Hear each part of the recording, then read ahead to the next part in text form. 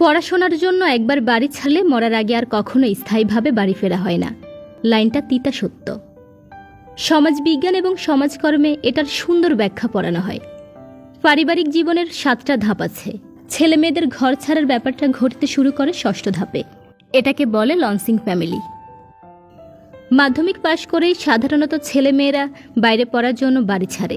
Admission test, job টেস্টের পাঠ চুকিয়ে একটা সময় তারা পার্মানেন্টলি বাইরেই সেটেল হয়। পরিণত বয়সে পরিবার ছেড়ে চলে যাবার ব্যাপারটা ঘটে 7ম স্টেজে, যেটাকে বলে এমপ্টিনেস্ট ফ্যামিলি।